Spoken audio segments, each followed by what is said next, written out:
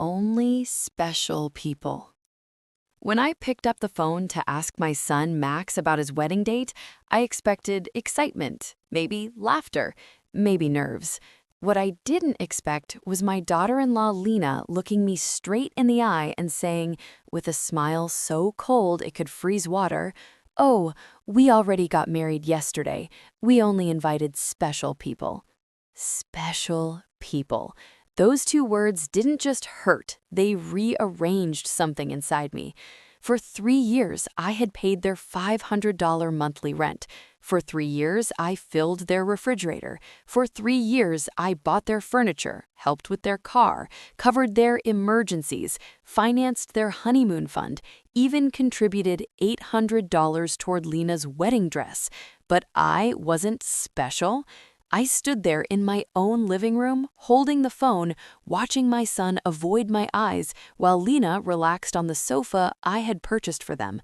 The pale pink dress I had bought for his wedding, $200 carefully saved from my pension, hung in my closet like a joke. I had imagined smiling beside my son in photographs, photos I would never appear in. Max finally said, stiffly, rehearsed, "Mom, it was small, just us, very intimate." That might have been believable if I hadn't seen the photos online. Lena's parents smiling proudly, her siblings raising champagne glasses, a decorated hall, music, toasts. And my son, my only child, standing at the altar without me. A week later, exactly 7 days later, Lena called. Her voice had changed. No more confidence. No more superiority. "Renat, the rent is overdue. The landlord is threatening eviction. You forgot to transfer the money." Forgot. For 3 years, I never forgot. I had skipped vacations, canceled hair appointments, eaten rice and beans, dipped into the inheritance my late husband left me, money meant for my retirement. And now, after excluding me from their wedding, she expected another transfer. I surprised even myself when I replied calmly, "Lena, didn't I warn you? I only help special people." Silence. Deep, heavy silence. For the first time in years, it wasn't me trembling. It was her. The awakening. That night, I cried, but not from sadness. From anger, from humiliation, from realizing I had spent over $30,000 in 3 years to purchase proximity to my own son. And what did I receive in return? Exclusion, disrespect, and now entitlement. The next morning, I did something radical. I calculated. Rent, $18,000. Groceries, $7,200. Gifts and holidays, $3,000. Car loan, $2,500, medical bills, repairs, furniture. Total, $33,400. That number stared back at me like a verdict.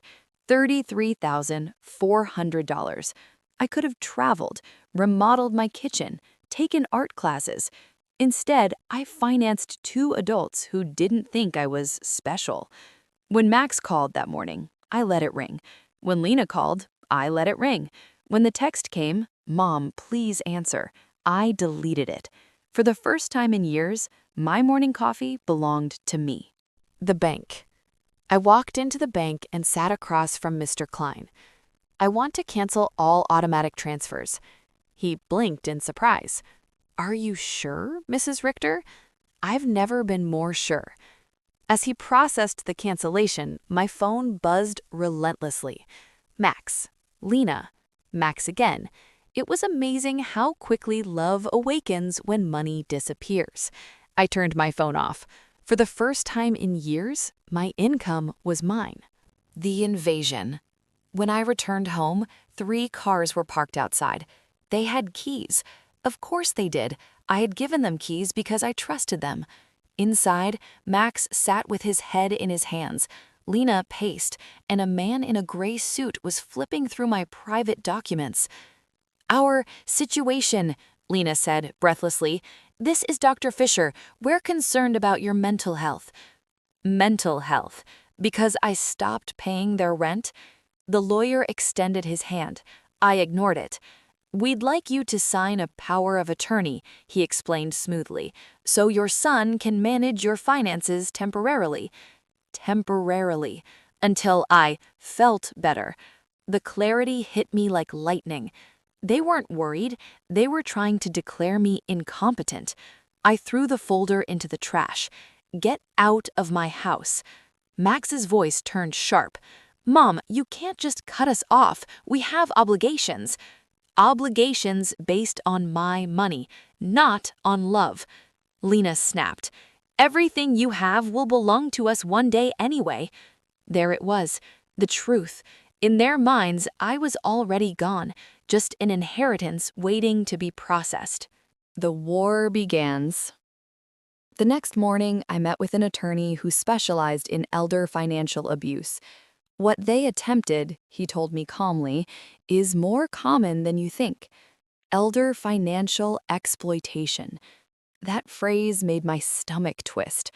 We documented everything, every transfer, every gift, every manipulation. Then I changed the locks, installed security cameras, opened a new bank account, and did something even more rebellious. I went to the beauty salon. I hadn't spent money on myself in over a year. When I looked in the mirror afterward, I didn't just see styled hair, I saw a woman reclaiming herself. Escalation. But Max and Lena didn't stop. They called from unknown numbers. They drove past my house.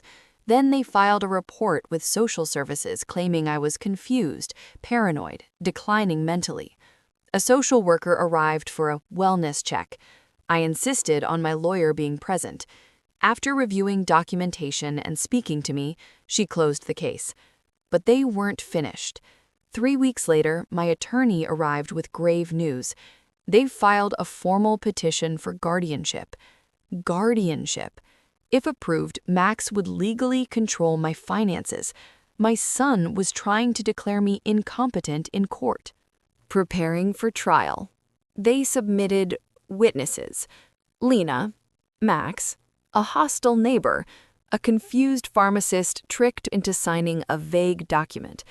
They claimed I was paranoid for installing cameras, I isolated myself from family, I refused medical evaluations, I made irrational financial decisions. In other words, I stopped paying. I underwent a full psychiatric evaluation with an independent specialist. The results? Cognitively sharp. Above average for my age. Fully competent. Courtroom.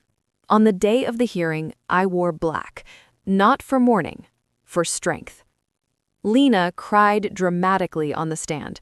"We just want her to get the care she needs." Max testified I had become erratic.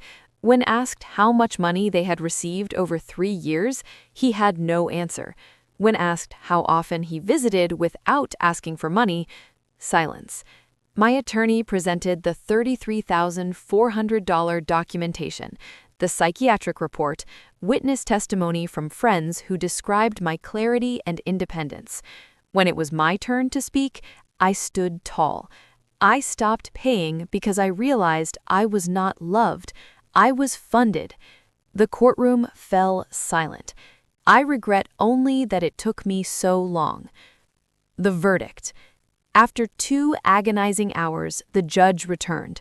Mrs. Richter is in full possession of her mental faculties. The request for guardianship is denied. He paused. The evidence suggests financial motivation rather than concern. I had won, not just legally, but spiritually. Aftermath. Max didn't look at me when he left. Lena glared as if I had stolen something from her. Perhaps I had. Their access. 3 months later, I sold my house, moved to a bright apartment in the city, donated part of my savings to organizations protecting seniors from family abuse, took art classes, traveled, made friends, lived. I heard through relatives that Max and Lena downsized. Lena got a job. Perhaps hardship would teach what generosity never could. 1 year later. Sometimes at night, standing on my balcony, I think about the woman I used to be, the woman who believed love had to be purchased. She's gone. In her place stands someone wiser, stronger, free. My name is Renate. I am 72 years old, and I have learned the most important lesson of my life. True love has no price, and the most important person you must protect is yourself.